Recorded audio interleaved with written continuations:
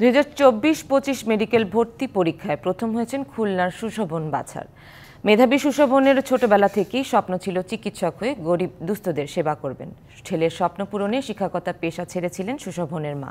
সুশোভনের এমন সাফল্যে আনন্দিত ও গর্বিত মা-বাবা ও এলাকাবাসী। ছোটবেলা থেকেই পড়ুয়া খুলনা জেলার সুশোভন বাছার। পিতার কর্মস্থল টিএনটি আদর্শ মাধ্যমিক বিদ্যালয় থেকে 2022 সালে বিজ্ঞান বিভাগে গোল্ডেন এ+ পান সুশোভন। এছাড়া মাধ্যমিক ও উচ্চ মাধ্যমিক সহ পঞ্চম ও অষ্টম শ্রেণীতে পেয়েছেন ট্যালেন্ট পুলে বৃত্তি।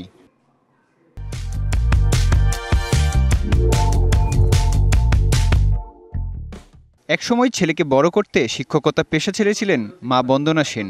মেডিকেল কলেজ ভর্তি পরীক্ষায় এবার প্রথম হয়েছেন সুশোভন। তার স্বপ্ন চিকিৎসক হয়ে এলাকায় হাসপাতাল নির্মাণ করে গরিব দুস্থদের সেবায় নিয়োজিত করবেন নিজেকে। ছেলের সাফল্যে উচ্ছ্বসিত বাবা মা।